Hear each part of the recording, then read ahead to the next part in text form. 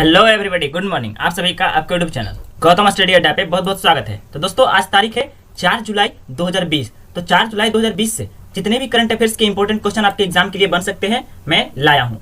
अगर आपको इस वीडियो का पीडीएफ चाहिए तो नीचे डिस्क्रिप्शन में पीडीएफ का लिंक दिया गया है, पीडीएफ डाउनलोड कर सकते हैं। अगर आप लोग मेरे चैनल पर नए हैं, जो लोग सब्सक्राइब नहीं किए हैं, प्लीज सब्सक्राइब जरूर कर लीजिएगा। सब्सक्राइब करने के बाद बेल आइकन आता है, बेल आइकन को ऑल पे प्रेस जरूर कीजिएगा। चलिए देर न करते हुए आज की क्लास को स्टार्ट करते हैं और क्वेश्चन नंबर 1 देखते हैं।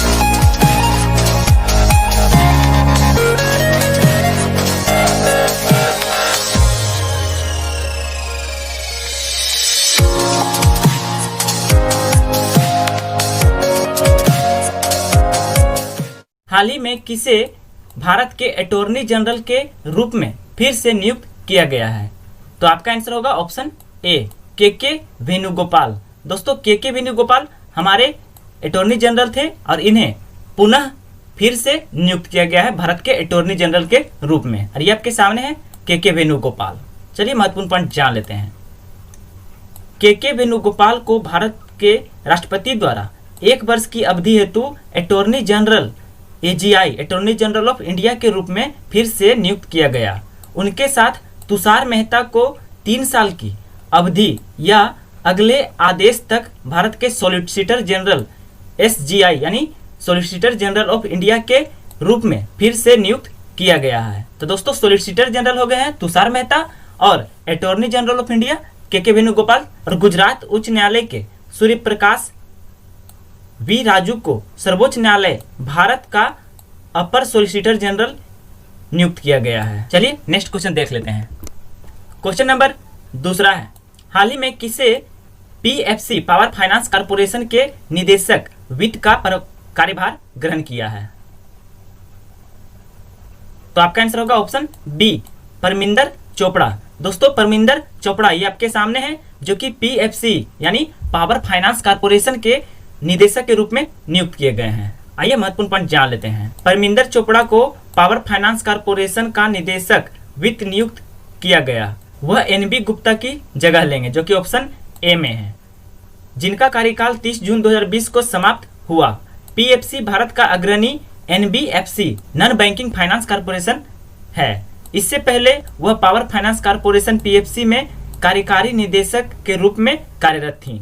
उनके पास फंड जुटाने, asset liability management, stressed asset resolution जैसे अहम और कोर फाइनेंस फंक्शंस को संभालने का 32 साल का अनुभव है। आइए ऑप्शन की बात कर लेते हैं। ऑप्शन में है इंद्रमणि पांडे। तो दोस्तों, इंद्रमणि पांडे जो कि हाल ही में संयुक्त राष्ट्र निकायों के नए राजदूत के रूप में नियुक्त किए गए हैं। अब आइए पावर फाइनेंस कॉर्पोरेशन के बारे में जान लेते हैं, जिसका हेडक्वार्टर है नई दिल्ली में और स्थापना किया गया था जुलाई 1986 को। चलिए नेक्स्ट क्वेश्चन देख लेते हैं। क्वेश्चन नंबर 3 है, हाल ही में किस एयरपोर्ट ने ट्राइब्स इंडिया आउटलेट शुरू किया है? तो आपका आंसर होगा ऑप्शन डी, प्रयागराज एयरपोर्ट, जो कि उत्तर प्रदेश में स्थित है। प्रयागराज एयरपोर्ट ये आपके सामने है, जो कि ट्राइब्स इंडिया आउटलेट शुरू किया है। चलिए महत्वपूर्ण पॉइंट जान लेते हैं। प्रयागराज एयरपोर्ट ने जनजातीय मामलों के मंत्रालय के तहत ट्राइफेड के ट्राइब्स इंडिया आउटलेट को शामिल किया है। और दोस्तों, हमारे वर्तमान समय में जनजातीय मामलों के मंत्री हैं अर्जुन मुंडा। यह प्रयागराज में दूसरा और उत्तर प्रदेश राज्य में चौथा आउटलेट है। आउटलेट का उद्घाटन MD ट्राइफेड प्रवीण कृष्ण द्वारा वीडियो कॉन्फ्रेंसिंग के माध्यम से किया गया। ट्राइफेड ने एयरपोर्ट अथॉरिटी ऑफ इंडिया के सहयोग से एयरपोर्ट्स पर 9 ट्राइब्स इंडिया शोरूम स्थापित किए हैं। नया आउटलेट 10वीं एयरपोर्ट ट्राइब्स इंडिया और देश भर में 121वां आउटलेट है। और दोस्तों, ऑप्शन में है उत्तर काशी एयरपोर्ट, जिसको हाल ही में इंटरनेशनल एयरपोर्ट का दर्जा दिया गया है और ये भी आपका उत्तर प्रदेश में ही स्थित है। चलिए अगला क्वेश्चन देख लेते हैं। क्वेश्चन नंबर 4 है, हाल ही में किसने एक्सेलरेट विज्ञान योजना शुरू किया है? तो दोस्तों, आपका आंसर होगा ऑप्शन सी, SERB। दोस्तों, SERB जिसका फुल फॉर्म होता है science and engineering research board और इसका हेडक्वार्टर है नई दिल्ली में। तो दोस्तों, SERB ने एक्सेलरेट विज्ञान योजना शुरू किया है। आइए महत्वपूर्ण पॉइंट जान लेते हैं। विज्ञान एवं इंजीनियरिंग अनुसंधान बोर्ड SERB ने पूरे देश में अनुसंधान, इंटर्नशिप, क्षमता निर्माण कार्यक्रम, कार्यशालाओं के लिए एकल मंच प्रदान करने हेतु एक्सेलरेट विज्ञान योजना शुरू की है। यह अंतर मंत्री स्तरीय योजना हाई एंड वैज्ञानिक अनुसंधान को प्रोत्साहित करेगी और अनुसंधान और ज्ञान आधारित अर्थव्यवस्था के परिणाम स्वरूप वैज्ञानिक जनशक्ति तैयार करेगी। यह राष्ट्रीय स्तर पर अनुसंधान क्षमता, प्रशिक्षण और कार्यशाला की पहचान के लिए तंत्र को आरंभ और मजबूत करेगा। अब आइए ऑप्शन की बात कर लेते हैं। ऑप्शन में है PFC पावर फाइनेंस कॉर्पोरेशन, जिसके बारे में आपको पिछला क्वेश्चन में बता दिया हूँ। DST, जिसका फुल फॉर्म होता है department of science and technology, जिसका हेडक्वार्टर है नई दिल्ली में और स्थापना किया गया था मई 1971 ईस्वी को। चलिए नेक्स्ट क्वेश्चन देख लेते हैं। क्वेश्चन नंबर 5वां है, हाल ही में किसे महान प्रवासियों 2020 के रूप में सम्मानित किया गया है। ये क्वेश्चन आपके लिए इंपॉर्टेंट है, इसलिए स्टार मार्क जरूर लगा लीजिएगा। महान प्रवासी 2020 के रूप में किसे सम्मानित किया गया है?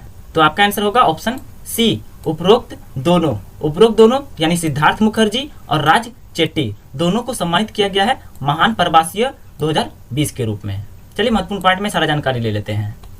भारतीय अमेरिकियों सिद्धार्थ मुखर्जी और राज चेट्टी को कार्नेगी कॉर्पोरेशन ऑफ न्यूयॉर्क द्वारा नामित 38 अप्रवासियों की सूची में शामिल किया गया है, क्योंकि 2020 ग्रेट इमिग्रेंट्स कोविड-19 स्वास्थ्य संकट को कम करने में उनके योगदान के लिए सम्मानित करते हैं। सिद्धार्थ मुखर्जी को उनके संचार कौशल का उपयोग करके जनता को शिक्षित करने और मंचों के माध्यम से कोविड-19 के बारे में जागरूकता पैदा करने और उनके व्यापक रूप से पढ़े गए निबंधों के लिए सम्मानित किया गया है। राज चेट्टी ने महामारी और सहायता प्राप्त निर्णय लेने वालों के आर्थिक प्रभाव को मापने के लिए एक वास्तविक समय के डेटा ट्रैकर को लॉन्च करने के लिए सूची में बनाया, क्योंकि उन्होंने नई सार्वजनिक नीतियों को लागू किया था।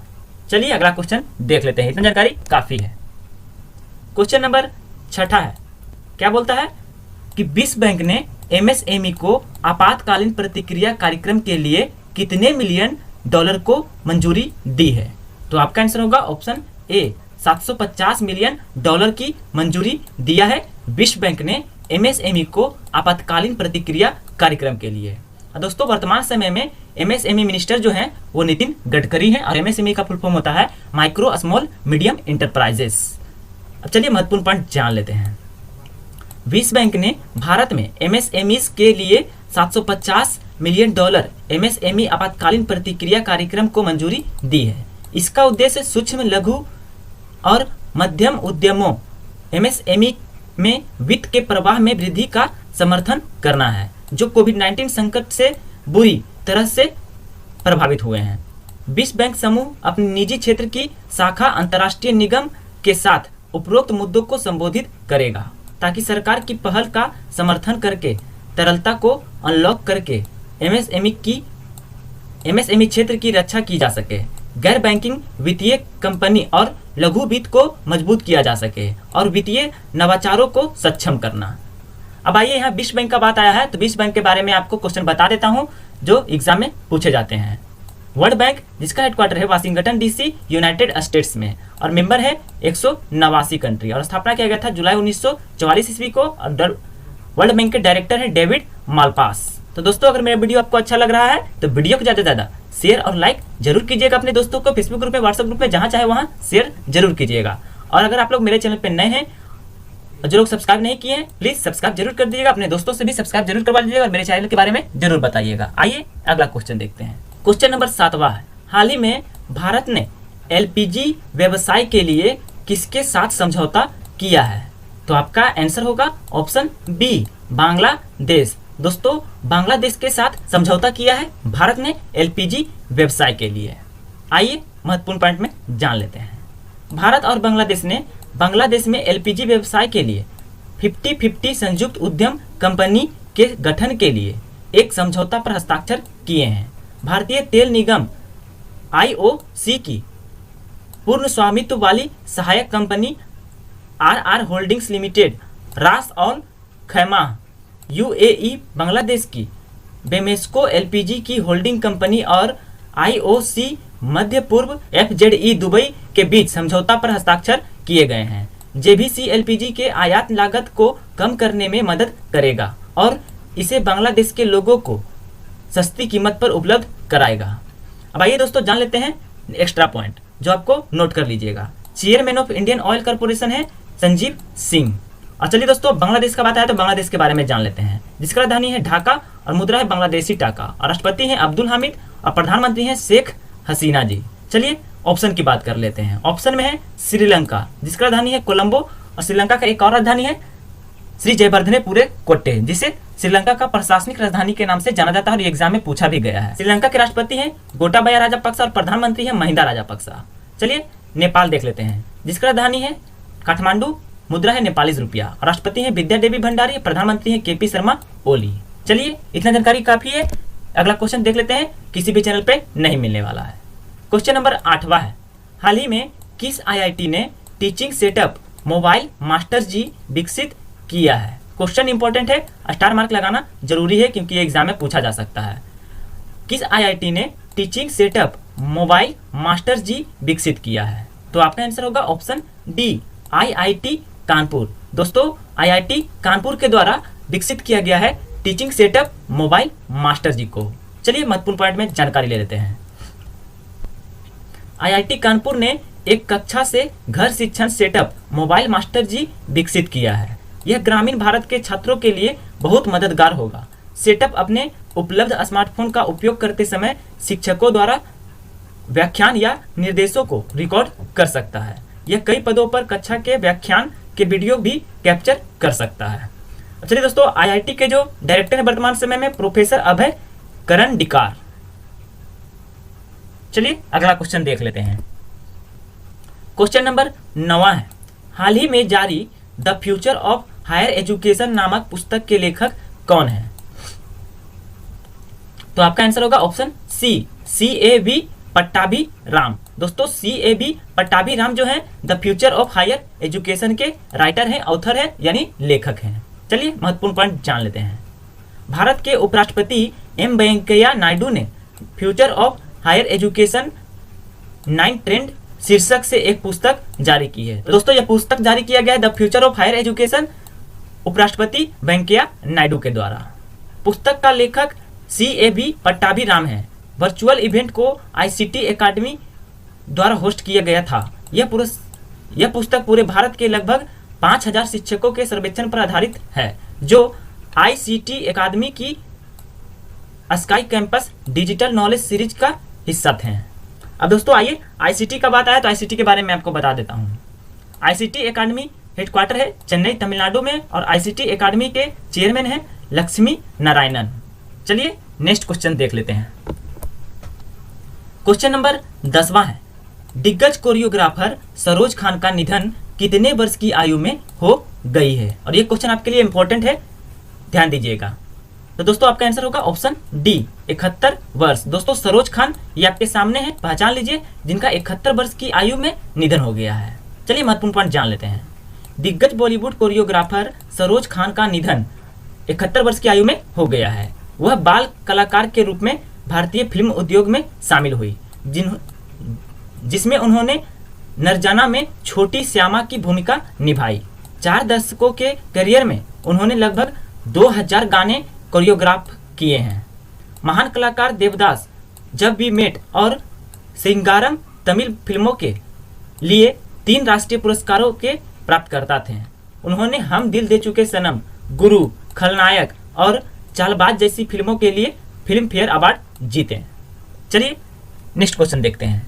क्वेश्चन नंबर 11वां है, उपा राकमलोबा का निधन हो गया, वे कौन थे? तो आपका आंसर होगा ऑप्शन ए, राजनीतिज्ञ। दोस्तों उपा राकमलोबा ये आपके सामने हैं, जो कि राजनीतिज्ञ थे। दोस्तों आइए महत्वपूर्ण पॉइंट जान लेते हैं।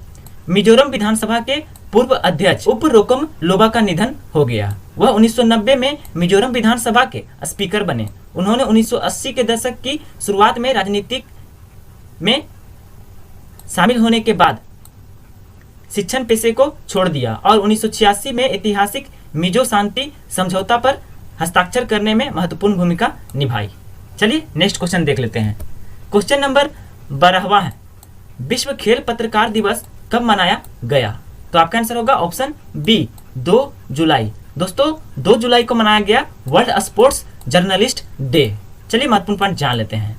खेल पत्रकारों के काम को स्वीकार करने और उन्हें अपने काम में बेहतर करने के लिए प्रोत्साहित करने के लिए विश्व खेल पत्रकार दिवस हर साल 2 जुलाई को विश्व स्तर पर मनाया जाता है। राष्ट्रीय स्पोर्ट्स प्रेस एसोसिएशन AIPS की 17वीं वर्षगांठ को चिन्हित करने के लिए 1994 में दिन की स्थापना की गई थी। इस वर्ष 2020 में AIPS की 96वीं वर्षगांठ है। चलिए नेक्स्ट क्वेश्चन देख लेते हैं, जो कि आज का आखिरी और लास्ट क्वेश्चन है। क्वेश्चन नंबर 13, हाल ही में कौन IOB यानी इंडियन ओवरसीज बैंक के MD और CEO के रूप में सेवानिवृत्त हुए हैं? तो आपका आंसर होगा ऑप्शन ए, कर्णम शेखर। दोस्तों कर्णम शेखर जो कि इंडियन ओवरसीज बैंक के MD एंड CEO थे और ये सेवानिवृत्त हुए हैं। चलिए महत्वपूर्ण पॉइंट जान लेते हैं। इंडियन ओवरसीज बैंक IOB के प्रबंधक निदेशक MD और मुख्य कार्यकारी अधिकारी यानी CEO chief economist officer Karnam Shekhar 30 जून 2020 को सेवानिवृत्त हो गए। वह दिसंबर 1983 में प्रोबेशनरी अधिकारी के रूप में भारतीय स्टेट बैंक यानी SBI में शामिल हो गए। अब आइए यहाँ इंडियन ओवरसीज बैंक का बात है तो इसके बारे में मैं आपको जानकारी दे देता हूँ, एग्जाम में क्वेश्चन पूछे जाते हैं। इंडियन ओवरसीज बैंक का हेडक्वार्टर है चेन्नई तमिलनाडु में और इंडियन ओवरसीज बैंक का स्थापना किया गया था 10 फरवरी 1937 ईस्वी को और टैगलाइन है good people to growth with. तो दोस्तों यहाँ सारा क्वेश्चन समाप्त हो जाता है।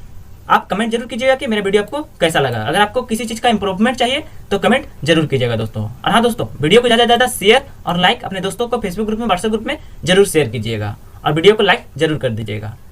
तो दोस्तों जाते जाते चैनल को सब्सक्राइब भी जरूर करके जाइएगा, जो लोग सब्सक्राइब नहीं किए और जो लोग नए हैं। थैंक यू दोस्तों, अपना ख्याल रखिएगा, कोरोना वायरस से बचे रहिएगा। Stay home, stay safe.